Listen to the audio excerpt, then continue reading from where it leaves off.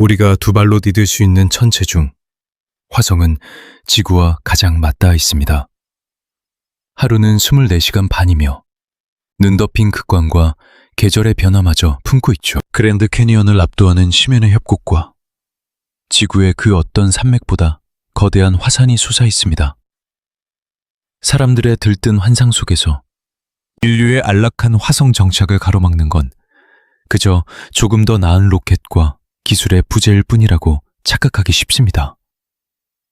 거주지를 짓고 식량을 나르고 돔에 공기를 채우면 모든 게 끝나는 것처럼요. 꽤나 그럴싸하게 들리는 이 달콤한 환상에 잠시 머물러 보시길 바랍니다. 잠수함이나 우주정거장 혹은 남극의 혹한에 기지를 건설하는 것과 비슷한 이치라 느껴지니까요. 막대한 자본과 기술만 있다면 결국 극복할 수 있을 거라고 말입니다. 우리는 이미 달에 발을 내디딘 존재들이니 화성은 그저 도시락을 조금 더 챙겨 떠나는 긴 여행일 뿐이라고요. 단언컨대 완전한 오산입니다. 이 우주적 오만에 아주 기초적인 물리학만으로 산산조각 내드리죠. 붉은 행성이 품고 있는 진짜 절망은 그 아득한 거리에 있지 않습니다. 물론 도달하는데 기나긴 세월이 걸리긴 하지만요. 진정한 공포는 화성이 무려 6가지의 기상천외한 방식으로 당신의 숨통을 동시에 조여온다는 사실입니다. 게다가 이는 기술로 덮을 수 있는 오류가 아닙니다. 그것은 물리학이 내리는 잔혹한 선고입니다. 천문학적인 돈을 쏟아붓는다고 해서 타협해주는 자연법칙은 없습니다. 우리가 원하든 원치 않든 그저 그곳에 냉혹한 진리로 군림할 뿐이죠. 자, 이제 화성이라는 공간의 물리적 실체를 낱낱이 파헤쳐 보겠습니다. 저 붉은 대지 위에 그려진 동화 같은 온실 설계도들이 얼마나 끔찍한 진실들을 교묘하게 감추고 있는지 말입니다. 가장 원초적인 생존 조건, 바로 호흡에서 출발해보죠. 우리에겐 공기가 필요합니다. 이곳 지구에서 우리는 약 10만 1000파스칼이라는 묵직하고 포근한 대기에 이불을 덮고 살아갑니다. 이른바 1기압이라고 부르는 이 보이지 않는 무게에 맞춰 우리의 폐와 핏줄, 세포막 하나하나와 체액의 흐름까지 완벽하게 조율되어 진화해 왔습니다. 물론 화성에도 대기는 존재합니다. 사람들은 늘 그곳에 대기가 있다고 희망을 품죠. 안타깝게도 화성 표면의 평균 기압은 고작 600파스칼은 불과합니다. 단 600이요. 지금 당신의 폐를 채우고 있는 공기의 1%조차 되지 않는 희박함입니다. 지구에서 이와 비슷한 환경을 겪으려면 까마득한 45km 상공까지 올라가야 하죠. 에베레스트 정상 따위와는 비교조차 할 수 없습니다. 어떤 여객기도 도달할 수 없는 우주의 차가운 경계선. 베테랑 공군들조차 조종사의 목숨을 담보해야만 하는 아찔한 고도입니다. 비극은 여기서 끝이 아닙니다. 항공우주의학에는 해리 조지 암스트롱의 이름을 딴 암스트롱 한계선이라는 섬뜩한 경계선이 존재합니다. 1930년대와 40년대 무렵 이 끔찍한 진실을 밝혀낸 한 공군 군의관의 유산이죠. 이 한계선은 대기압이 치명적으로 떨어져 인간의 정상 체온인 섭씨 37도에서도 물이 펄펄 끓어오르기 시작하는 죽음의 고도를 뜻합니다. 지구에서는 상공 19km 부근이 바로 그 임계점이죠. 외부로 노출된 모든 체액들, 입안의 침과 눈물, 심지어 폐 내벽을 적시고 있는 얇은 수분막마저 사정없이 기화해버립니다. 타오르는 열기 때문이 아닙니다. 액체 상태를 유지할 만큼 주변의 압력이 충분치 않기 때문이죠. 이 암스트롱 한계선의 기압이 대략 6.3kPa입니다. 6300파스칼. 반면 화성 표면은 600파스칼. 이제 직감이 오시나요? 화성은 단순히 이 죽음의 선을 넘은 수준이 아니라 무려 10배나 깊숙이 심연에 빠져 있습니다. 무방비 상태로 저 붉은 모래밭에 발을 내딛는 순간 혀끝에 침은 찰나의 순간 기포로 변해 끓어오르고 안구는 터질 듯 부풀어 오를 겁니다. 호흡기를 감싸던 점액질은 순식간에 증발해버리겠죠. 단순히 숨이 막혀 죽는 게 아닙니다. 그보다 훨씬 더 폭력적이고 잔혹한 파국이 먼저 찾아옵니다. 의학계에서는 이를 체액 비등 현상이라고 부릅니다. 온몸의 조직 속에서 가스 거품이 피어나고 육체는 기괴한 풍선처럼 팽창하죠. 아마 15초 내로 아득히 정신을 잃게 될 겁니다. 그리고 단 몇 분 만에 완벽한 죽음을 맞이하게 됩니다. 설령 마법처럼 기압을 높여 숨통을 트이게 한다 해도 저 대기의 끔찍한 성분들이 여러분을 지옥으로 인도할 테니까요. 화성의 공기는 95%의 이산화탄소와 질소 3%, 약간의 아르곤, 그리고 0.13%의 산소로 이루어져 있습니다. 사실상 산소가 아예 없다는 뜻이죠. 우리가 마시는 푸른별의 공기엔 21%의 산소가 녹아있고 인체가 버티려면 최소 16kPa의 산소 분압이 절대적입니다. 화성의 기압을 지구의 환경과 똑같이 억지로 부풀려 놓는다 한데 그 빈약한 산소 농도로는 결코 생명의 불꽃을 이어갈 수 없습니다. 게다가 그토록 짙게 깔린 이산화탄소는 그 자체로 맹독이나 다름없습니다. 단순히 숨막히는 가스가 아닙니다. 혈관을 파고드는 치명적인 독극물이죠. 농도가 5%만 넘어가도 두통과 극심한 혼란, 과호흡이 찾아오며 10%를 돌파하는 순간 깊은 혼수 상태와 함께 죽음에 이르게 됩니다. 95%의 이산화탄소는 산소 부족보다 훨씬 더 짐승처럼 빠르게 여러분을 찢어밟힐 겁니다. 대기가 우리의 육신을 유지할 압력조차 주지 못하는 데다 신진대사를 태울 산소는 턱없이 모자라고 피 속을 오염시키는 독가스는 차고 넘친다니 이 얼마나 치밀한 삼중살에 덧칩니까? 설상가장으로 그 얇은 허공을 뚫고 쏟아지는 자외선 폭격은 아직 입에 올리지도 않았습니다. 어떠한 오존층의 보호도 받지 못한 채 수술실의 살균 램프처럼 표면의 모든 것을 태워버리는 그 빈말입니다. 애초에 오존을 빚어낼 잉여 산소조차 없으니 화성의 방어막이 존재할 리 만무하죠. 태양의 폭력적인 자외선은 어떤 여과도 없이 맨바닥에 내리꽂힙니다. 만약 그 적막한 흙먼지 위로 박테리아가 담긴 배양 접시를 무심코 던져둔다면 단 몇 분을 넘기지 못하고 철저히 절멸당할 겁니다. 그러니 화성의 상쾌한 아침 공기를 마시며 밖을 산책하겠다는 낭만은 영원히 접어두셔야 합니다. 여기까지는 누구나 예상 가능한 뻔한 비극일지 모릅니다. 하지만 진짜 숨겨진 섬뜩함은 따로 있습니다. 지구에서는 창문이 깨지거나 벽이 갈라지고 문틈으로 외풍이 새어 들어오는 것쯤이야 그저 귀찮은 보수 작업거리일 뿐입니다. 하지만 화성의 거주지에 균열이 간다는 건 틈새로 바람이 새는 게 아니라 문자 그대로의 폭발을 의미합니다. 내부와 외부의 아찔한 일기압 차이 때문이죠. 모든 벽돌과 유리창 그리고 에어록은 거대한 압력 밥솥과 같습니다. 여러분의 일상 공간 전체가 완벽한 진공이나 다름없는 외부를 향해 제곱인치당 14.5파운드의 압력으로 팽팽하게 부풀어 오른 아슬아슬한 풍선인 셈입니다. 이 기형적인 상황을 공학적인 신뢰도라는 관점에서 서늘하게 직시해 보십시오. 모든 밀폐장치와 이음새, 용접부와 해치는 그 폭력적인 압력차를 묵묵히 버텨내야만 합니다. 일주일이나 한 달이 아닙니다. 수년, 아니 수십 년의 세월 동안 말입니다. 정착이라는 거창한 단어를 쓰려면 단 하나의 결함도 용납되지 않는 재앙 그 자체입니다. 심해의 잠수함은 구멍이 나도 물이 서서히 차오르니 대피할 찰나의 희망이라도 있지만 화성의 공간에 파열이 생기는 순간 생명줄 같은 공기는 미친 듯이 바깥으로 빨려나갑니다. 압도적인 기압차로 인해 찢겨진 구멍 사이로 대기가 비명을 지르며 빠져나갈 테니까요. 균열의 크기에 따라 당신에게 허락된 시간은 고작 단몇초일지도 모릅니다. 물론 이것이 절대 불가능한 기적을 요하는 일은 아닙니다. 우리는 늘 압력 용기를 만들어 왔으니까요. 하지만 이 사실은 생존의 패러다임 자체를 송두리째 뒤흔듭니다. 당신은 지금 화성 위에 평화로운 전원주택을 짓는 게 아닙니다. 영원히 한자리에 정박해 있어야 할 우주선을 건조하는 것이죠. 그리고 인류가 빚어낸 모든 우주선은 끝없는 보수와 사투를 요구합니다. 끊임없는 감시 속에서도 국제 우주정거장의 수명은 끝을 향해 달려갑니다.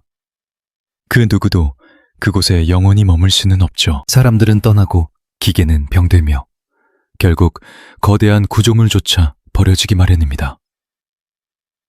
여기서 우리는 압력용기라는 밀폐된 공간이 품고 있는 또 다른 치명적인 진실을 흔히 간과합니다. 바로 피로도입니다. 영원한 긴장 상태에 놓인 물질은 서서히 지쳐갑니다. 단단하던 강철이 찢어지고 빈틈없던 이음새가 헐거워지며 부드럽던 화합물은 바스라지죠. 우리가 발 딛고선 이 푸른 행성에서는 재료가 견뎌야 할 짐이 가볍기에 건축물들이 수백 년의 세월을 버텨냅니다. 하지만 붉은 행성은 다릅니다. 여러분의 안식처는 바깥 세상의 지독한 진공 상태와 맞서며 숨막히는 긴장감을 견뎌야만 합니다. 끝없이 반복되는 계절의 굴레와 맹렬한 일교차, 그리고 기계가 내뿜는 미세한 떨림 하나하나가 구조물의 숨통을 조여옵니다. 어떤 지역은 낮과 밤의 온도 차이가 섭씨 80에서 100도에 달할 정도로 극단적이죠. 거주지는 매일, 매년 끝없는 팽창과 수축의 비명을 질러야 합니다. 그 요동치는 변효는 모든 이음새와 용접 부위에 가혹한 형벌을 내립니다. 지구상에서도 이러한 온도 변화는 거대한 규량이나 송유관, 비행기의 숨통을 끊어놓는 가장 악명 높은 암살자로 통합니다. 우리는 끊임없이 점검하고 수리하며 이 파멸을 늦춥니다. 하지만 저 황량한 우주 한복판에서는 누가 그 틈새를 들여다보고 무슨 수로 부서진 조각을 메워놓을 수 있을까? 설상강으로 화성의 대기는 였지만 결코 자비롭지 않습니다. 그저 귀여운 회오리 바람 정도가 아니라 상상을 초월하는 모래폭풍이 몰아치는 곳입니다. 행성 전체를 집어삼킨 채 몇 달이고 태양을 가려버리는 거대한 재앙이 존재합니다. 이 폭풍은 날카로운 입자들을 머금고 질주하는데 공기가 희박해 허리케인 같은 파괴랭간 없을지라도 멈추지 않는 잔혹함을 지누십니다. 미세한 먼지들은 모든 표면을 핥히고 미세한 틈새까지 파고듭니다. 생명 유지 장치의 숨통을 막고 태양광 패널의 빛을 앗아갑니다.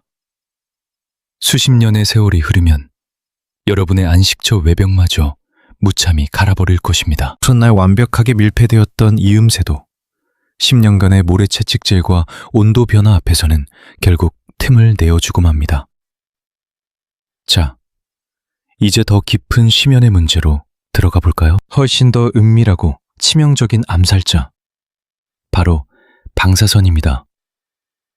우리가 태어난 고향별은 두 가지의 거대한 방패로 우주의 파괴적인 빗줄기를 막아주고 있습니다. 그 첫 번째는 자기장입니다. 지구의 심장부에서는 뜨거운 철과 니켈이 요동치며 수만 킬로미터 우주 너머까지 뻗어가는 강력한 보이지 않는 요새를 엮어냅니다. 이 경이로운 보호막은 사방에서 미친 듯이 쏟아지는 은하 우주선과 태양풍, 그리고 고에너지 양성자들의 맹공격을 묵묵히 튕겨냅니다. 무거운 원자핵들의 비명소리조차 우리에게 닿지 못하도록 행성 밖으로 비껴 흐르게 만들죠. 우리는 이 고요한 기적을 인지조차 하지 못합니다. 그리고 두 번째 방패는 대기층입니다. 첫 번째 관문을 뚫고 들어온 잔해들조차 첩첩산중처럼 쌓인 짙은 공기의 벽과 부딪혀야만 합니다. 거대한 대기의 바다는 우주의 맹독을 흡수하고 흩뿌려 우리가 딛고 선 땅에 닿기 전에 그 힘을 산산조각냅니다. 안타깝게도 화성에는 이 두 가지 축복이 모두 존재하지 않습니다. 약 40억 년 전, 붉은 행성은 자신을 지켜주던 거대한 방패를 잃었습니다. 심장은 차갑게 식었고 박동은 멈췄으며 생명의 엔진은 꺼져버렸습니다. 비극의 도미노가 시작된 것입니다. 보호막이 사라진 상층 대기는 태양풍의 날카로운 칼날 앞에 벌거벗겨졌습니다. 수억 년의 억겁 속에서 공기 입자들은 하나둘씩 잔인하게 뜯겨나갔고 숨결은 점점 희미해졌습니다. 허공을 채우던 공기가 사라지자 땅을 짓누르던 압력마저 곤두박질 쳤죠. 결국 찰랑이던 생명의 근원, 물마저 표면에 머물 수 없게 되었습니다. 차갑게 얼어붙거나 우주의 미아로 증발해버렸고 도도하던 강물과 거대한 호수는 영원한 환영으로 남게 되었습니다. 화성에 찬란했던 과거가 무엇이었든 별의 심장이 얼어붙으며 모든 것은 서서히 시들어갔습니다. 더 놀랍고 기괴한 사실은 최근의 시뮬레이션을 통해 밝혀졌습니다. 엔진이 꺼져가며 남긴 미약한 흔적, 즉 죽어가는 자기장이 오히려 대기를 우주로 내동댕이 치는 속도를 가속했다는 사실입니다. 아예 방패가 없는 것보다 더 끔찍한 결과를 낳은 셈이죠. 태양풍에 떠밀린 헐거운 자력선들이 우주로 향하는 죽음의 고속도로를 뚫어버렸고 이 길을 타고 대기 이온들이 속수무책으로 빠져나갔기 때문입니다. 붉은 별은 단순히 갑옷을 잃은 것이 아니었습니다. 찢겨나간 갑옷의 파편이 스스로의 살을 후벼 파는 비수가 되었습니다. 대자연의 물리학은 때로 이토록 소름 끼치게 잔인합니다. 오늘날 그 황량한 지각에는 과거의 영광을 증명하는 창백한 자기장의 화석들만이 흉터처럼 남아있을 뿐입니다. 이 부서진 흔적들은 우주의 폭풍을 막아내기엔 한없이 무기력하고 좁습니다. 그렇다면 남아있는 한 줌의 공기는 어떨까요? 이전에 언급했듯 600파스칼이라는 얄팍한 이산화탄소의 장막은 기껏해야 우주 방사선의 1에서 2%만을 튕겨낼 뿐입니다. 지구의 대기가 두터운 납덩어리 벽이라면 화성의 하늘은 맹렬하게 쏟아지는 소방호스 물줄기 앞에 얇은 휴지 한 장을 들고 서 있는 것이나 다름없습니다. 그렇다면 무엇이 그 붉은 대지를 강타하고 있을까요? 가장 압도적인 위협은 바로 은하 우주선입니다. 이것들은 우리 태양에서 온 것이 아닙니다. 칠흑 같은 우주 심연 전체에서 쏟아져 내리죠. 별들의 화려한 죽음인 초신성의 잔해와 요동치는 은하핵 등 아득히 먼 심연에서 발사된 파괴의 사절단입니다. 이들의 구성 성분은 주로 양성자이며 약 85%의 양성자와 소수의 알파 입자, 그리고 단 1%의 무거운 원자핵으로 이루어져 있습니다. 하지만 진정한 악몽은 바로 이 1%에서 시작됩니다. 철이나 탄소 같은 무거운 원자들이 전자라는 옷을 발가벗긴 채 끔찍한 에너지를 품고 우주를 관통합니다. 이 폭군들 중 일부는 빛의 속도에 다다를 만큼 광기 어린 질주를 멈추지 않죠. 이 육중한 입자가 살아 숨쉬는 생명체와 충돌하는 순간 그건 단순한 화학 반응이 아닙니다. 마치 눈에 보이지 않는 대포알처럼 세포의 정원 한가운데를 무참히 짓밟고 지나갑니다. 생명의 나선형 계단인 유전자를 토막내고 염색체를 산산조각 내버리죠. 우리가 치과에서 받는 가벼운 엑스레이에 수복 가능한 상처와는 차원이 다릅니다. 이 무자비한 타격은 우리 몸의 치유 시스템마저 두 손 들게 만드는 끔찍하고 복합적인 재앙을 남깁니다. 그리고 두 번째 재앙이 우리를 기다립니다. 바로 태양 입자 폭풍입니다. 우리의 태양은 이따금 분노를 표출하며 고에너지 양성자들의 거대한 구름을 토해냅니다. 태양면의 흑점 폭발이나 거대한 코로나 질량 방출이 일어날 때마다 말이죠. 비록 심연에서 날아온 우주선보다 개별적인 파괴력은 덜할지 몰라도 그 숫자가 뿜어내는 공포는 압도적입니다.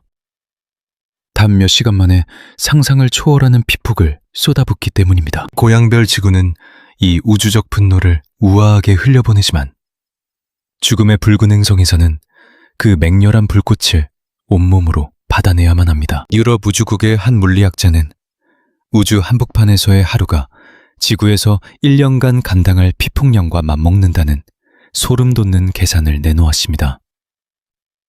그나마 남아있는 화성의 얄팍한 공기 덕분에 쏟아지는 절망의 양이 아주 약간은 줄어들지 몰라도 푸른별 지구와는 감히 비교조차 할 수 없는 혹독한 수준임에는 변함이 없습니다. 큐리오시티 탐사선이 보내온 척박한 데이터는 우리에게 진실을 속삭입니다. 이 지옥 같은 대지를 걷는 이들은 매일 3분의 2 밀리시버트라는 치명적인 독을 침묵 속에서 쌓아가게 될 것이라고 말입니다. 화성에서는 연간 240밀리시버트라는 경이로운 방사선에 노출됩니다. 우리가 푸른 별에서 겪는 수치가 고작 6에 불과하다는 걸 떠올려 보십시오. 숨만 쉬어도 지구보다 40배나 짙은 방사선의 비를 온몸으로 맞아야 하는 겁니다. 하지만 진정으로 뼈를 때리는 절망은 따로 있습니다. 은하 우주선이라는 우주에 보이지 않는 탄원은 인류가 고안한 그 어떤 방패로도 튕겨낼 수 없거든요. 태양풍 정도라면 차라리 다행입니다. 두꺼운 장벽 뒤로 숨어버리면 그만이니까요. 심지어 물탱크조차 훌륭한 은신처가 되어줍니다. 화성의 흙을 수미터 두께로 다져덮기만 해도 태양의 파편들은 막아낼 수 있습니다. 하지만 심우주에서 날아오는 고에너지 중해깁자, 즉 은하 우주선은 이야기가 전혀 다릅니다. 이 무자비한 입자들은 방패막에 부딪히면 멈추는 대신 산산조각 나버립니다. 끔찍한 핵분열을 일으키며 중성자와 가벼운 이온들로 이루어진 2차 입자의 소나기를 사방에 흩뿌리죠. 이때 발생하는 감마선은 원본 우주선보다 세포를 훨씬 더 처참하게 유린합니다. 미 항공우주국이 우주선 장갑에 쓰이는 알루미늄으로 모의 계산을 해본 결과 충격적인 사실이 드러났습니다. 금속벽이 일정 두께를 넘어서는 순간 당험막이 오히려 독이 됩니다. 막아내는 본래의 입자보다 방패가 부서지며 뿜어내는 파편의 양이 기하급수적으로 늘어나기 때문이죠. 유일한 구원책은 물이나 폴리에틸렌처럼 수소를 머금은 방패뿐입니다. 하지만 이마저도 턱없이 많은 양이 필요하다는 게 비극입니다. 별빛을 가리기 위해 수미터 깊이의 물 장벽을 머리 위에 지고 살아야 합니다. 이는 우주로 쏘아 올리기엔 너무나도 무겁고 버거운 짐승 같은 질량이죠. 좁은 골방이 아닌 거주지 전체를 감싸야 한다면 문제는 더 아득해집니다. 화성의 방사선은 단순히 조심하면 되는 수준을 넘어섰습니다. 이는 아직 아무도 풀지 못한 미지의 영역입니다. 전문가들의 증언을 빌리자면 인류가 가진 지금의 방어 기술로는 우주 비행사가 평생 견딜 수 있는 피폭의 한계치를 단 한 번의 화성행으로 가볍게 초과해버립니다. 단순히 기준치를 살짝 넘는 정도가 아닙니다. 우주의 물리 법칙과 인간 세포의 생물학적 한계가 빚어내는 결코 화해할 수 없는 심연의 충돌입니다. 모의 은하 우주선을 맞은 동물들은 하나같이 참혹한 뇌 손상을 겪었습니다. 지독한 기억력 상실과 함께 인지 능력이 영구적으로 망가져버렸죠. 판단력은 흐려지고 불안감은 치솟았습니다. 무엇보다 뇌가 공포를 망각하는 스위치를 잃어버려 한 번 싹튼 두려움을 영영 떨쳐내지 못하는 끔찍한 상태에 빠졌습니다. 방사선을 쬐지 6개월이 지나도 흉터는 선명했습니다. 심지어 이 실험은 실제 화성 여정에서 겪을 방사선량과 엇비슷한 조건에서 진행된 것이었습니다. 우주의 빛은 전두엽 뉴런에 뻗어있는 수상돌기 가시라는 미세한 나뭇가지들을 무참히 가지치기 해버렸습니다. 뇌신경망의 아름다운 복잡성이 형편없이 뜯겨나간 것이죠. 전두엽은 논리적 판단과 위기 대처를 관정하는 지성의 성소입니다. 즉, 우주의 심연에서 가장 절실하게 움켜쥐어야 할 이성의 끈이 끊어진다는 뜻입니다. 가장 가까운 응급실조차 8개월이나 떨어진 매 순간이 삶과 죽음의 경계인 고립무원의 땅을 상상해 보십시오. 숨쉬며 살아가는 공간 자체가 절대로 망가져서는 안 될 유일한 장기를 천천히 그리고 잔인하게 갉아먹고 있는 겁니다. 이건 렌치를 조이고 용접봉을 찢어서 해결할 수 있는 공학의 영역이 아닙니다. 차갑고 거대한 물리학의 폭력 앞에 나약한 생물학이 속수무책으로 짓밟히는 과정이죠. 더 암담한 건 아직 화성의 붉은 모래에 대해서는 입도 떼지 않았다는 사실입니다. 저 흙은 지독한 맹독입니다. 흔히들 대수롭지 않게 여깁니다. 흙이나 땅이라는 단어가 주는 한없이 푸근하고 원초적인 안정감 때문일까요? 도대체 먼지 따위가 왜 위험하단 건지 반문하곤 하죠. 하지만 화성의 표면을 덮은 레골리스에는 과염소산염이라는 치명적인 화합물이 스며 있습니다. 1976년 발키모가 이 불길한 징조를 포착했고 2008년 피닉스호가 기어이 사실로 쐐기를 박았습니다. 맹렬하게 반응하는 산화제인 이 물질은 지구에서는 식수의 극소량만 섞여도 엄격하게 규제받는 1급 병계 대상입니다. 지구에선 10억분의 1 단위로 조심하는 독극물이 붉은 행성의 대지에는 100만 분의 1 단위로 농축되어 질펀하게 깔려있는 겁니다. 체내에 흡수되는 순간 이 독성은 갑상선이 요오드를 품지 못하도록 교란합니다. 생명 유지의 핵심인 호르몬 공장을 완전히 마비시켜버리죠. 신진대사의 톱니바퀴부터 뇌신경의 성장까지 전부 뒤틀리고 맙니다. 만성적으로 노출되면 결국 치명적인 갑상선 기능 저하증이라는 늪에 빠지게 됩니다. 어린아이들에겐 뇌 발달을 영구적으로 박탈할 만큼 끔찍한 성분입니다. 문제는 이 죽음의 가루가 화성 어디에나 존재한다는 겁니다. 밟고 서 있는 땅 전체가 독입니다. 대기를 떠도는 부유물조차 안전하지 않습니다. 베이비 파우더보다 훨씬 곱게 빠진 이 수 마이크로미터의 미세한 입자들은 그 어떤 틈새라도 기어코 파고듭니다. 게다가 한번 시작되면 수개월간 행성 전체를 집어삼키는 거대한 모래 폭풍 탓에 이 저주받은 안개는 언제나 공중을 맴돌고 있습니다. 완벽한 뮤실을 짓는다 해도 에어록을 지날 때마다 미세먼지는 안으로 스며들고 우주복은 온통 독성가루로 도배될 겁니다. 게다가 이건 단순한 독가루로 끝나지 않습니다. 행성을 붉게 물들인 산화철 성분마저 품고 있죠. 이 미세한 칼날들은 지구의 성면이나 규소가루처럼 인간의 허파를 갈기갈기 찢어놓을 잠재력을 지녔습니다. 폐로 들이마시면 염증과 섬유화가 시작되고 결국 영원히 치유되지 않는 상흔을 남깁니다. 생명을 피워내길 꿈꿨던 발밑의 대지가 사실은 당신의 숨통을 조이는 지옥인 셈입니다. 흩날리는 붉은 흙먼지는 호시탐탐 생명 유지 장치와 인체의 호흡기 깊숙한 곳을 물어뜯을 기회만을 엿보고 있죠. 화성에서 씨앗을 틔우려면 빛과 온기로 온실을 짓는 것으론 턱없이 부족합니다. 그 전에 저주받은 흙에서 도끼를 씻어내는 지난한 정화 작업부터 거쳐야만 하죠. 아니라면 완벽히 정제된 물과 인공 배양액만으로 생명을 연명하게 하는 수경 재배만이 유일한 생존로가 될 것입니다. 하지만 이는 또다시 가혹한 에너지 고갈 문제로 회귀합니다. 자, 이제 조금은 숨통이 트일 법한 주제로 넘어가 볼까요? 바로 중력입니다.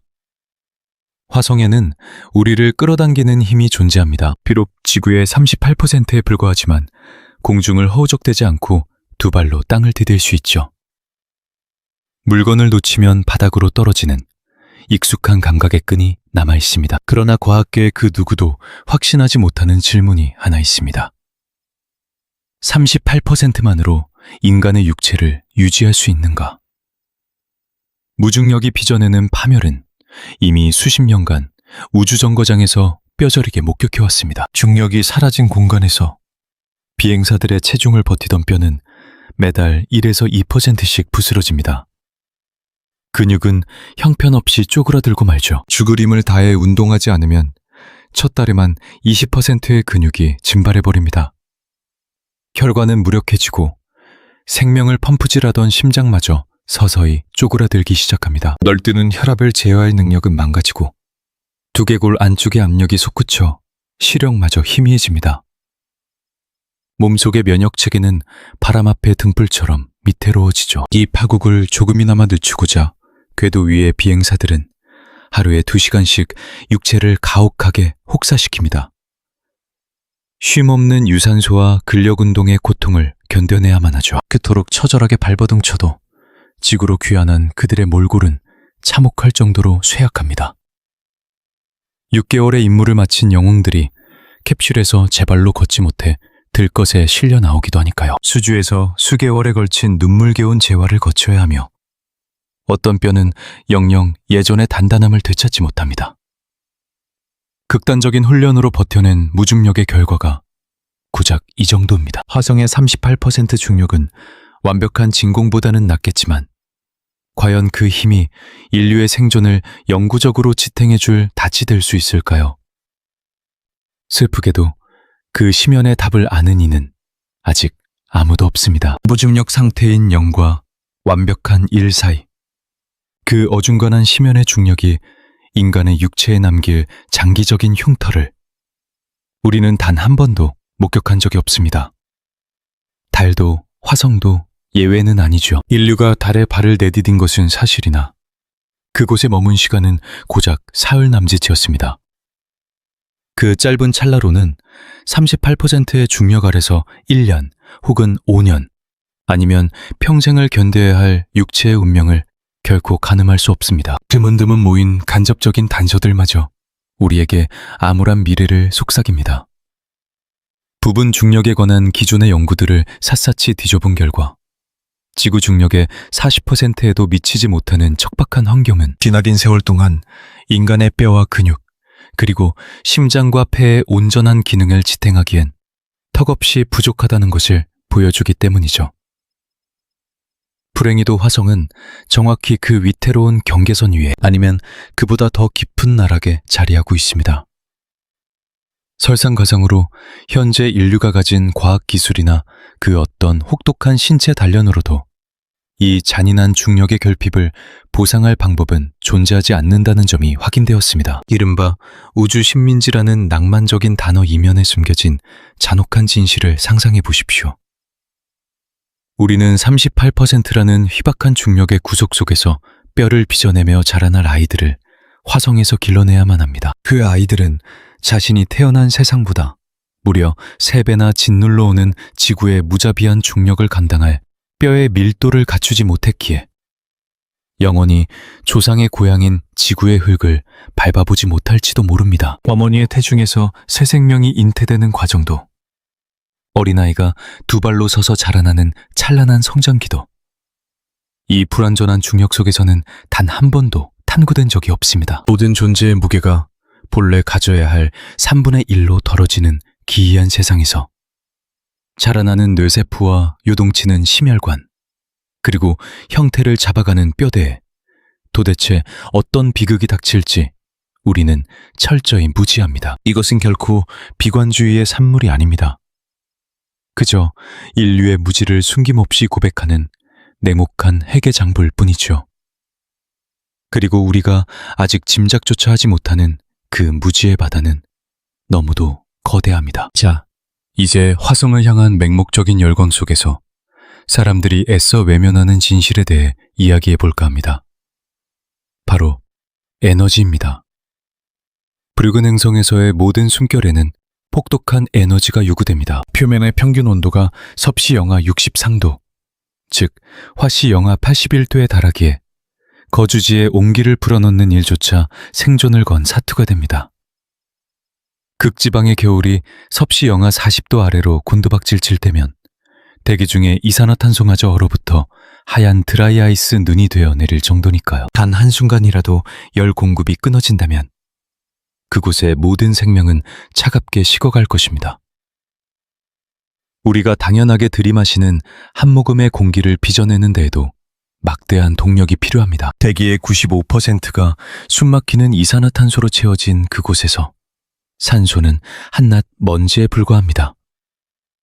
숨을 쉬기 위해선 이산화탄소 분자를 잔인하게 찢어 발기거나 물에 강한 전기를 흘려보내거나 식물을 이용한 거대한 인공 생태계의 심장 박동을 끊임없이 유지해야만 합니다. 이 모든 생존의 연금술은 한시도 멈추지 않는 거대한 전력을 갈구합니다. 생명의 근원인 물을 얻는 과정 역시 마찬가지입니다. 화성의 메마른 표면 아래, 특히 고위도 지역에는 얼음이 묻혀 있는 것이 사실입니다.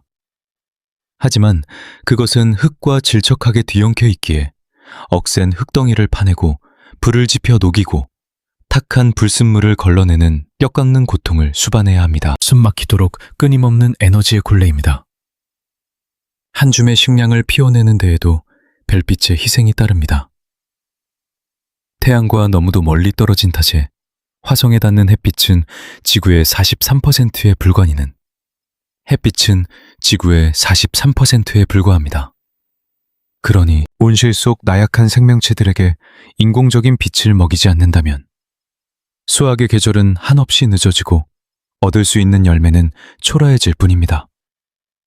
또한 식물들이 뿌리를 내리기 위해선 따스한 온기와 거주지를 짓누르는 대기 압력, 그리고 한 방울의 영양분마저 철저히 계산되어야 합니다.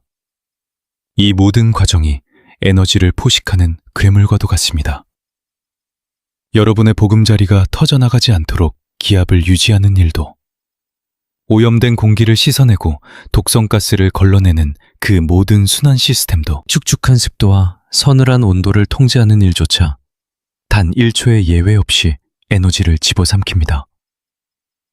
게다가 이 복잡한 기계의 숲을 가동하려면 부서진 부품을 그곳에서 직접 깎아내거나 아득히 먼 지구에서 공수해 와야만 하죠. 화성의 붉은 먼지 속에서 무언가를 만들어내는 창조의 행위 역시 막대한 에너지를 요구합니다.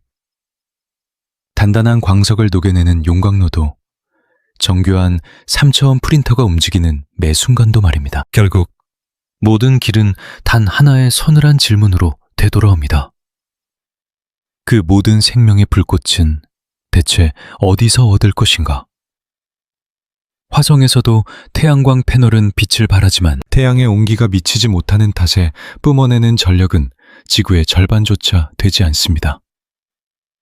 더욱이 붉은 모래 폭풍이 수주, 때로는 수개월 동안 행성 전체를 집어삼킬 때면 한 줌의 희미한 빛마저 철저히 암흑 속으로 자취를 감추고 맙니다. 무려 15년이라는 장구한 세월을 외롭게 버텨냈던 화성 탐사 로봇 오퍼튜니티를 기억하십니까? 원래 계획되었던 90일의 수명을 아득히 뛰어넘어 기적을 썼던 그 강인한 기계조차 2018년 화성 전역을 뒤덮은 거대한 모래 폭풍이 태양을 앗아가자 결국 숨을 거두고 말았습니다. 이제 우리에게 남은 유일한 대안은 원자력뿐입니다. 소형 핵분열 원자로는 모래 폭풍에 미쳐 날뛰는 분노 속에서도 흔들림 없이 생명의 박동을 제공할 수 있겠지요. 허나 이 작은 인공태양은 방사능을 억누를 완벽한 방패와 끊임없는 돌봄을 요구합니다. 숙련된 파식꾼이 곁을 지켜야 하며 태울 수 있는 땔감마저 유한합니다. 해결류를 아득한 지구에서 바리바리 싸들고 가거나 화성의 깊은 속살을 파헤쳐 우라늄을 재련하는 마법을 부려야 하지만 그곳엔 이를 감당할 거대한 산업의 뼈대조차 존재하지 않습니다. 여기서 사람들이 흔히 간과하는 화성이라는 무대가 가진 아주 미묘하고도 치명적인 모순이 하나 더 있습니다. 지구에서는 발전소가 숨을 멈추면 수리공을 부르면 그만입니다. 그러나 화성에서의 수리공은 상처를 꼬매는 의사이자 흙을 일구는 농부이기도 한 6명 남짓 혹은 8명의 고독한 개척자들 그 자체입니다. 지질학자의 눈으로 돌을 분석하고 부서진 파이프를 고치며 전역을 짓는 요리사까지 이 모든 역할을 해내야 하는 자들이죠. 화성 거주지의 모든 인간은 그 자체로 절대 무너져서는 안 될 생명줄입니다. 단 한 사람이라도 병상에 눕는 순간 생존을 위한 거대한 톱니바퀴는 어긋나기 시작합니다. 부족한 일손을 메워줄 예비 인력 따위는 존재하지 않으며 전화를 걸어 조언을 구할 전문가도 없습니다. 각자가 수십 인분의 짐을 짊어진 채 뼈가 깎여나가는 듯한 육체적 고통이 짓누르는 참혹한 환경 속에서 이 모든 것을 버텨내야만 합니다. 뿐만 아니라 정신은 철저히 고립되어 골마갈 곳이며 앞서 말했듯 눈에 보이지 않는 방사선이 뇌세포를 서서히 파괴할지도 모릅니다. 여기서 우리는 순수한 물리학의 영역은 아닐지라도 그것과 지독하게 얽혀있는 또 다른 심연을 마주하게 됩니다. 바로 극단적인 구독 속에 던져진 인간의 나약한 정신입니다. 1년이 넘는 기나긴 세월 동안 미르 우주정거장과 국제우주정거장에 갇혀 지냈던 우주비행사들은 영혼이 부서지는 듯한 끔찍한 심리적 환각을 보고 있습니다. 지독한 우울증, 통제할 수 없는 분노, 산산조각난 심연의 파편들, 그리고 관짝처럼 좁은 공간에서 폭탄처럼 터져버린 인간관계의 파국이 그들을 덮쳤습니다. 그런데 놀랍게도 그들은 창문 너머로 언제든 푸르게 빛나는 지구를 바라볼 수 있었던 자들이었습니다. 사랑하는 가족의 목소리를 거의 실시간으로 들을 수 있었고, 최악의 순간엔 누군가 자신을 구하러 와줄 것이며 언제든 고향으로 돌아갈 수 있다는 희망의 끈을 쥐고 있었죠. 하지만 화성이라는 무대는 지구와 너무도 멀리 떨어져 있어 고향이라는 단어 자체가 그저 공허한 환상으로 바스라지는 곳입니다. 끔찍한 통신의 지연은 지구에 남겨진 그 어떤 이와도 평범한 대화를 나눌 수 없음을 의미합니다.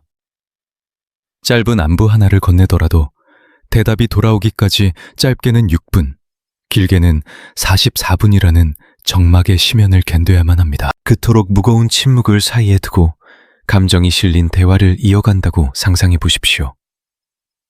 문장과 문장 사이에 20분이라는 아득한 단절이 존재하는 심미 상담이 과연 어떤 위로가 될 수 있겠습니까? 우주라는 거대한 암흑 속에 자신이 철저히 버려졌다는 근원적인 공포. 단숨에 지구로 돌아갈 수 있는 도주로는 영영 끊어졌다는 그 절망적인 짓눌림은 무언가 잘못되었을 때 구원자는 절대 오지 않는다는 서늘한 진실로 다가오며, 이는 인류 역사상 그 누구도 며칠 이상 견뎌본 적 없는 끔찍한 형벌입니다. 달을 향했던 아폴로 임무 시설조차도 지구는 고작 사흘 거리에 든든하게 버티고 있었습니다. 하지만 화성의 개척자들은 최소 2년 반에서 3년이라는 영겁의 시간 동안 철저히 유배될 것입니다. 심지어 어떤 이들은 살아서는 영영 돌아오지 못할 편도 티켓을 제안하기도 하죠. 돌아갈 다리를 불태워버린 그 결정이 남길 심리적 파장을 깊이 음미해 보십시오. 죽음을 각오하고 떠나는 자들의 짓눌린 영혼뿐만 아니라 그들이 메마른 땅에서 빚어낼 작은 사회의 운명 말입니다. 고작 12명 남짓한 이들이 좁디 좁은 아파트 몇 채 크기의 관에 갇힌 채 이 숨막히는 풍경이 남은 평생 마주해야 할 세상의 전부라는 비극적인 진실을 뼈저리게 깨닫게 될 것입니다. 우리 인간은 탁 트인 광활한 대지 위에서 수백 명의 무리를 지어 살아오며 갈등이 피어오를 때면 언제든 등을 돌려 떠날 수 있는 도주의 본능을 각인하며 진화해온 사회적 동물입니다.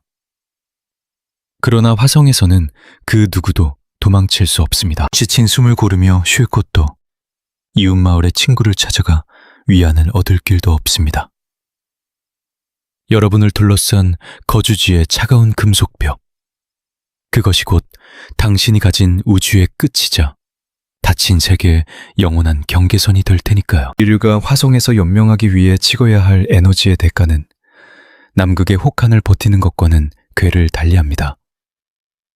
남극의 대기는 기꺼이 우리의 숨결을 허락하죠. 기압은 우리에게 익숙하며 널려있는 얼음을 녹이기만 하면 곧장 생명수가 됩니다. 호흡할 공기를 억지로 짜낼 필요도 없습니다. 허나 화성은 다릅니다. 들이마시는 심결 한 모금, 목을 축일 물 한 잔, 씹어 삼킬 양식과 피부를 덮이는 온기 한 줌조차 무에서 유를 창조하듯 빚어내야만 합니다. 에너지 공급이 찰나라도 끊기는 순간, 이는 단순한 불편이 아닌 즉각적인 사형 선고로 다가옵니다. 자, 이제 시선을 돌려 그곳으로 향하는 여정 자체를 음미해 볼까요? 많은 이들이 외면하지만 화성으로 가는 길목에는 냉혹한 물리학의 장벽이 버티고 있습니다. 지구와 화성 사이의 심연은 고정되어 있지 않습니다. 두 행성이 가장 진하게 교차하는 이른바 충의 시기에도 그 거리는 약 5,500만 킬로미터에 달하죠. 가장 멀어질 때는 4억 킬로미터 너머로 아득히 멀어집니다. 따라서 우리가 화성을 향해 날아오를 수 있는 유일한 기회는 궤도의 기하학적 아기가 맞아떨어지는 26개월 주기의 좁은 문이 열릴 때뿐입니다. 연료 소모를 극한으로 억제하는 험한전이 궤도라는 낭만적인 이름의 우주기를 택하더라도 편도에만 7에서 9개월이 소모됩니다. 구조대도 보급선도 없는 7에서 9개월의 고립. 미세중력의 육체를 맡긴 채 무자비한 우주 방사선에 온몸을 적셔야 하는 고해의 시간입니다. 출항 후 3개월 지점에 재앙이 닥쳐도 기술을 돌릴 수는 없습니다.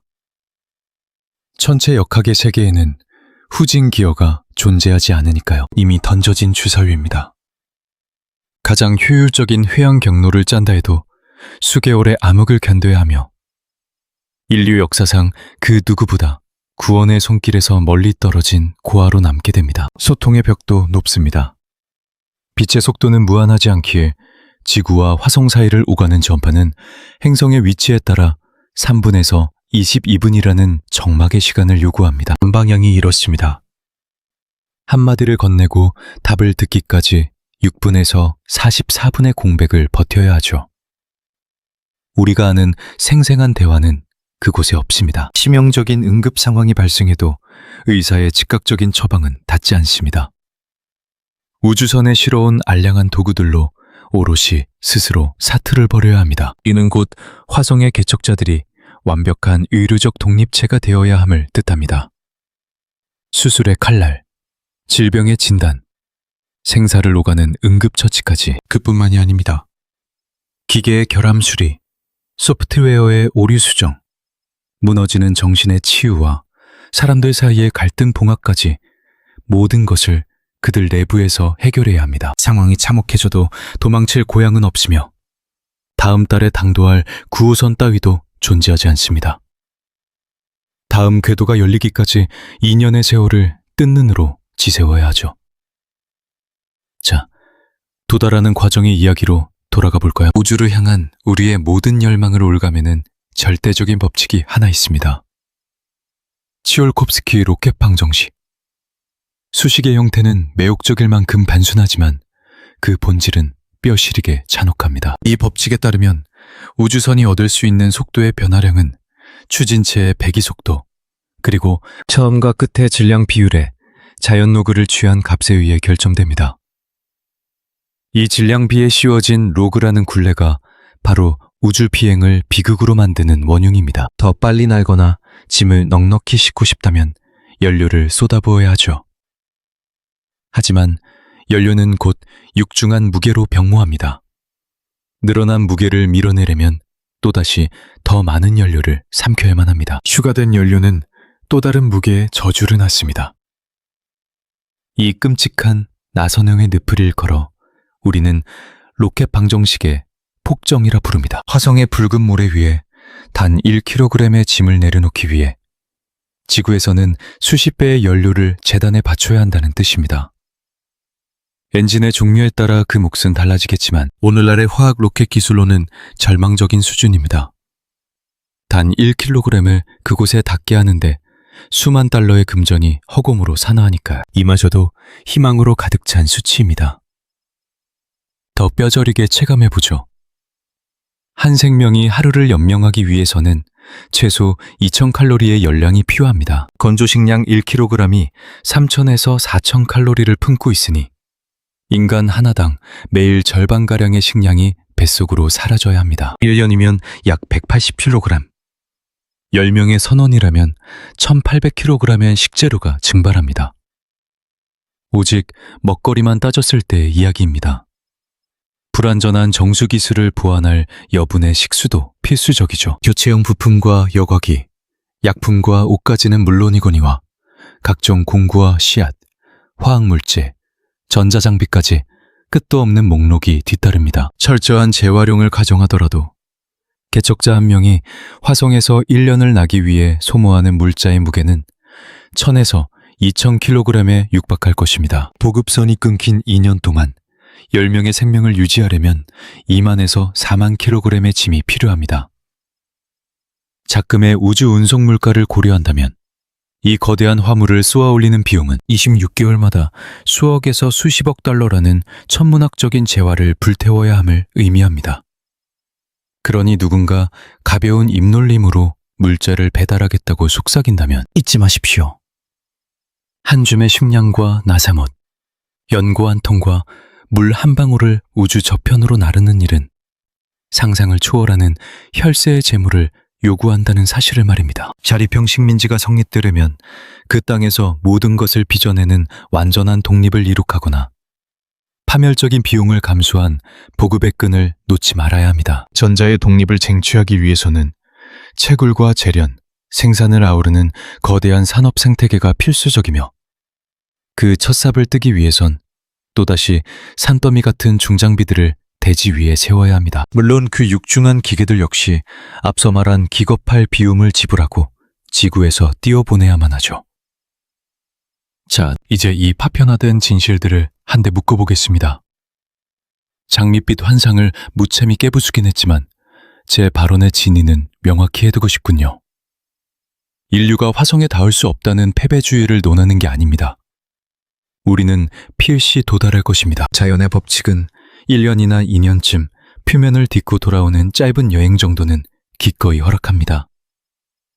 숨막히는 계산과 겹겹이 두른 방사선 자폐막, 거대한 생명 유지 장치, 그리고 지구에서부터 길게 뻗어나간 경이로운 보급의 사슬이 맞물린다면 우리의 현재 지식 안에서도 충분히 이루어낼 수 있는 기적이죠. 제가 던지고픈 화두는 이것입니다. 화성에서 지구처럼 살아간다는 것은 전혀 다른 차원의 비극이라는 점. 식민지라는 단어의 이면에는 영원성에 대한 지독한 갈망이 도사리고 있습니다. 완벽한 자립과 세대를 잇는 생존을 내포하죠. 하지만 화성이라는 천체의 물리학은 인류가 지금껏 마주했던 공학적 실현들과는 질적으로 아예 다른, 결코 허물 수 없는 영속성의 장벽을 세워두고 있습니다. 지구에서는 문명의 이기가 고장나더라도 대자연의 품으로 추락하면 그만입니다. 숨 쉴 수 있는 바람이 불고 대개는 목을 축일 맑은 물이 흐르니까 기압은 우리를 포근히 감싸며 웬만한 곳에서는 뼈를 깎는 혹한이나 타오르는 불볕을 피할 수 있습니다. 쏟아지는 방사선을 막아주는 방패가 있고 우리 몸에 꼭 맞는 중력이 존재하기에 문 밖을 나서도 죽지 않습니다. 그것이 바로 거주 가능한 행성의 참뜻입니다. 환경의 물리학이 우리 육체의 물리학과 아름다운 화음을 이룬다는 의미죠. 화성은 결단코 사람이 살 수 없는 땅입니다. 오해를 피하기 위해 다시 한번 쐐기를 박겠습니다. 화성은 거주불능의 지옥입니다. 단지 짧은 유람이 허락될 뿐이죠. 잠수함이나 우주정거장에 웅크린 채 한치의 오차도 없이 유지보수되어야 하는 인공적인 유리온실 속에서 아슬아슬한 점거를 이어갈 수는 있겠지요. 허나 이 붉은 행성 자체는 다방면에서 동시다발적으로 인류의 생물학적 존재를 말살하려 드는 능동적인 포식자입니다. 대기의 압력만으로도 단 몇 초면 당신의 목숨을 앗아갈 테니까요. 단 몇 분. 극저온의 공기가 숨통을 끊어놓기엔 충분한 시간입니다. 대기는 그 자체로 맹독이며 무자비하게 쏟아지는 방사선은 끊임없이 세포를 찢어발겨 끝내 암세포를 피워낼 것입니다. 뇌를 망가뜨리고 심장을 병들게 하며 평생에 걸쳐 우리 몸에 지워지지 않는 흉터를 새기겠죠. 그뿐입니까? 이질적인 중력은 우리가 상상조차 못한 방식으로 서서히 육체를 갉아먹을 겁니다. 이 모든 치명적인 위협 속에서 살아남으려면 단 1초의 끊어짐도 없는 완벽한 기계적 개입이 필요합니다.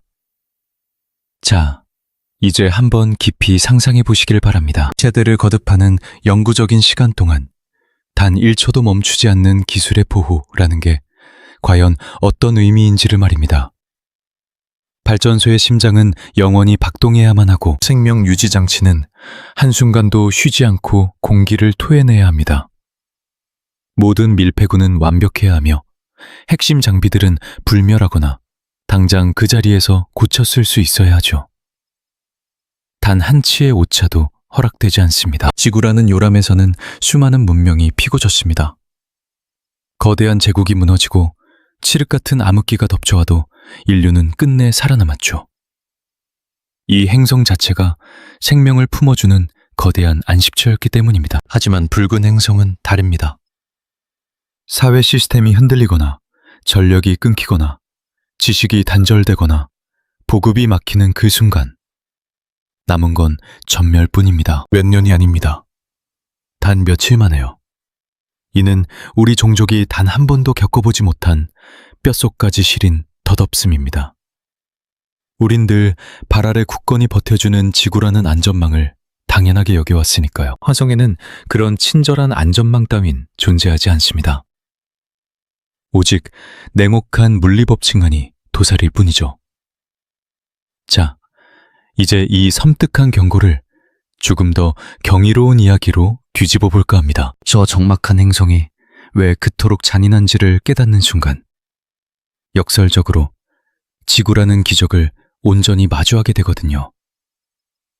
붉은 행성에 결핍된 그 모든 방패를 이 푸른 별은 기꺼이 내어주고 있습니다. 게다가 이 완벽한 보호막은 임의적인 공학기술의 산물도 누군가 치밀하게 짜놓은 의도적인 설계의 결과물도 아닙니다. 그저 행성 단위로 요동치는 물리법칙의 숭고한 아름다움일 뿐이죠.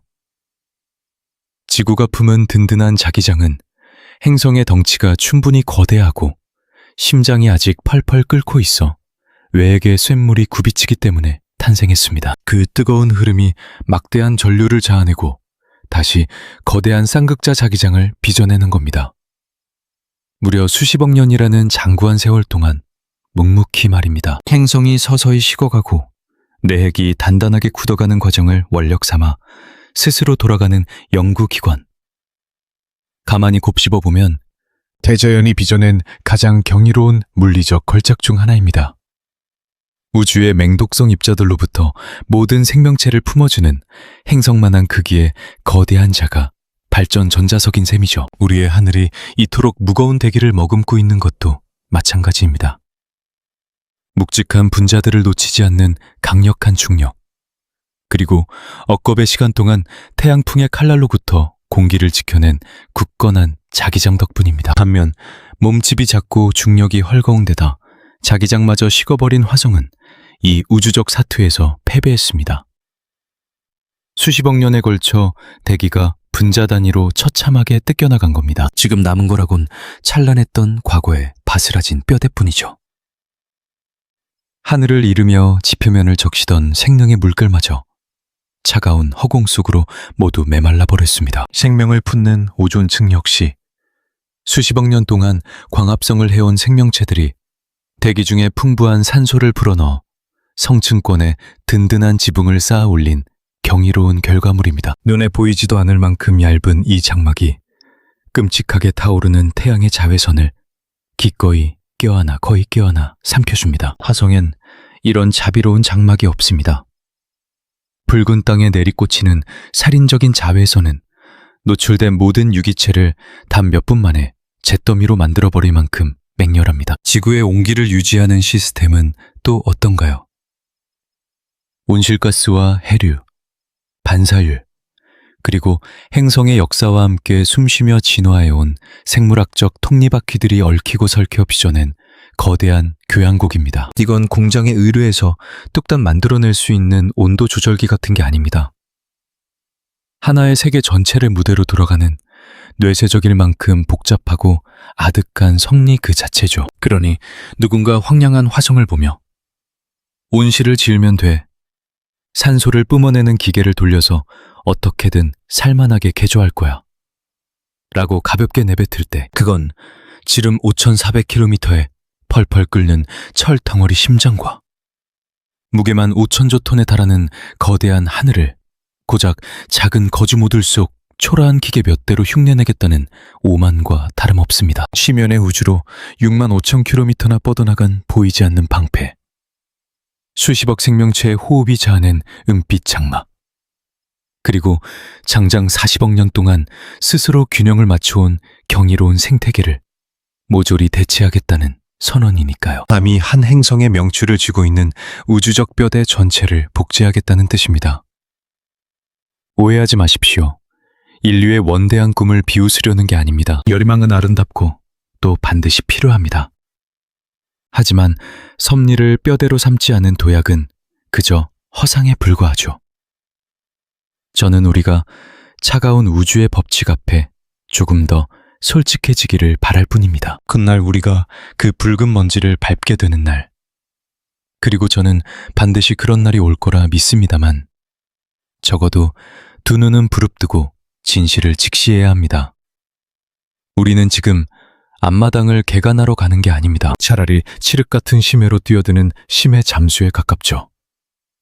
우리의 고향이 아니며 앞으로도 결코 편안한 품을 내어주지 않을 낯선 심연을 그저 잠시 스쳐 지나가는 겁니다. 살아남기 위해선 한치의 자비도 없는 가혹한 환경 속에서 숨막힐 듯 촘촘한 기계의 은총에 목숨을 맡겨야만 하죠. 우주 탐사를 논할 때마다 제 가슴 한구석을 불편하게 만드는 흔한 착각이 하나 있습니다. 자연을 정복한다는 오만함입니다. 인류가 하늘을 지배하고 바다를 굴복시켰듯 저 붉은 별도 발 아래 두겠다고 외치죠. 하지만 우주의 물리법칙은 결코 무릎 꿇지 않습니다. 어떤 위대한 존재도 우주의 수식을 이길 수는 없습니다. 그저 허락된 테두리 안에서 아슬아슬한 타협점을 찾아낼 뿐 족쇄 자체를 끊어낼 순 없죠. 중력은 결코 인간과 타협하지 않습니다. 기암 역시 선처를 베푸는 법이 없고 빛의 속도는 누군가의 절박함 따위엔 일절 예외를 두지 않습니다. 화성은 이 차가운 진실을 뼛속 시리도록 명확하게 일깨워줍니다. 창조의 저울 위에서 몇 가지 물리적 수치가 아주 미세하게 엇갈렸을 때 별의 운명이 어떻게 뒤틀리는지를 가감없이 보여주는 생생한 표본이죠. 질량이 한 줌 모자랐고 심장을 태우는 샘물 또한 조금 부족했으며 삶과 죽음을 가르는 섬세한 궤도의 경계선에서 아주 살짝 미끄러졌을 뿐입니다. 그리고 그 사소한 어긋남이 빚어낸 결과는 끔찍합니다. 지구라는 요람이 탄생시킨 생존의 달인. 우리 인류조차도 맨몸으로는 단 1분조차 버티지 못하는 잔혹한 지옥으로 전락해버렸으니까요. 하지만 이 사실이 저를 좌절케 하진 않습니다. 오히려 등골이 서늘해질 만큼 벅찬 경외감을 안겨주죠. 왜냐하면 이는 곧 푸른 행성 지구가 품고 있는 이 기적 같은 물리 법칙들이 질량과 거리, 화학물질과 자기장의 역학이 이토록 경이롭게 맞물려 생명의 온기를 뿜어내는 이 상황 자체가 결코 흔해 빠진 우주의 일상이 아님을 방증하기 때문입니다. 차가운 암석 행성들에게 생명이란 결코 기본 옵션이 아닙니다. 극도로 섬세한 물리적 공정들이 억겁의 시간과 기적처럼 맞아떨어지며 잉태된 우주에서 가장 진귀한 예술작품이죠. 눈이 부실 정도로 복잡한 생명체들이 숨 쉴 수 있는 완벽한 요람. 그건 절대 우리에게 당연하게 주어진 권리가 아닙니다. 우주의 어떤 헌법도 돌덩이 행성이 반드시 생명을 품어야 한다고 규정하지 않았습니다. 적막한 화성이 이를 증명하고 펄펄 끓는 지옥이 되어버린 금성이 또 다른 발레로 침묵의 지문을 더합니다. 짓누르는 대기, 뼈를 으스러뜨리는 기압, 타오르는 불길. 결국 지구는 기적처럼 좁디 좁은 틈새의 낙원 위에 아슬아슬하게 서 있는 셈입니다. 바로 그 기적의 틈새 안에서만 모든 생명이 만개할 수 있습니다. 그 금을 아주 조금만 벗어나도 붉은 행성 같은 참극이 벌어지죠. 저는 이것이야말로 우주가 우리에게 던지는 가장 뼈아픈 진실이라고 생각합니다. 화성을 개척하는 것이 불가능하다는 패배주의가 아닙니다. 이 푸른 지구가 얼마나 말도 안 되는 기적의 산물인지를 깨달아야 한다는 뜻입니다. 우리가 딛고선 이 땅은 우주의 무심한 표준 상태가 아닙니다. 상상을 초월할 만큼 찬란하고 아득한 우연의 결정체죠. 알맞은 별에서 알맞은 거리만큼 떨어져 기막히게 알맞은 몸집을 갖춘 채 뜨거운 심장의 박동으로 굳건한 방패를 펼쳐내는 그야말로 경이롭고도 눈물겨운 우주의 시편 그 자체입니다. 액체 상태의 물과 온화한 기온을 품어낸 완벽한 화학적 조화. 산소로 충만한 숨결을 불어넣은 길고 긴 생명의 역사. 수십억 년간 탄소를 순환시키며 기후를 다듬어온 지질학적 박동. 이 아슬아슬한 변수 중 단 하나라도 어긋났다면 우리는 생명 대신 화성이나 금성 같은 끔찍한 불모지를 마주했을 겁니다. 우주 어디를 가든 물리학의 엄혹한 법칙은 결코 변하지 않으니까요. 지구 심장부에 거대한 자기장 발전기를 돌리는 방정식은 저 붉은 행성에도 똑같이 적용되었습니다. 그저 화성엔 그 심장 박동을 이어갈 최초의 불꽃이 탁업 없이 부족했을 뿐이죠. 우리의 하늘을 포근하게 감싸고 있는 연력학의 원리 역시 그곳에서 동일하게 작동했습니다. 단지 대기를 꽉 붙잡아둘 중력과 자기장 방패가 존재하지 않았던 겁니다. 물리학은 결코 켜내하는 법이 없습니다. 지구가 얼마나 눈부신지, 사진 속 화성이 얼마나 매혹적인지 우주는 조금도 관심이 없죠. 그저 태초의 조건들이 빚어낸 무자비한 결과를 우리에게 툭 던져줄 뿐입니다. 기적처럼 이 푸른 별의 결과물이 우리 같은 생명체와 우연히 맞아떨어졌을 뿐. 저 붉은 모래 사막은 철저히 우리를 거부합니다. 그러니 누군가 화성이 인류의 두 번째 집이 될 수 있다고, 이 별을 망쳐도 언제든 도망칠 곳이 있다고 말한다면 부디 이 잔혹한 숫자들을 떠올려 주십시오. 600파스칼의 희박한 기압, 영하 63도의 추위, 95%의 이산화탄소와 0.13%에 불과한 산소, 멈춰버린 자기장, 40배나 쏟아지는 방사선, 그리고 38%의 미약한 중력. 아무리 빨라도 7달의 비행, 킬로그램당 수만 달러를 쏟아부어야 하는 절망적인 보급선. 인류에게 플랜 B란 애초에 존재하지 않습니다. 맨몸으로 거닐며 숨 쉴 수 있는 단 하나의 행성. 우리는 지금 바로 그곳에 서 있습니다. 우리가 깨우친 모든 우주의 섭리들이 이 기적 같은 안식처를 필사적으로 지켜내야만 한다고 경고하고 있습니다. 이 무거운 진실 앞에서 당신은 어떤 상념에 잠기시는지요? 단순한 방문을 넘어 그 붉은 사막에 온전히 뿌리를 내린다고 가정할 때 당신이 생각하는 가장 뼈아픈 물리학적 장벽은 과연 무엇입니까? 여러분의 깊은 통찰과 그 이면의 철학이 못내 궁금해집니다.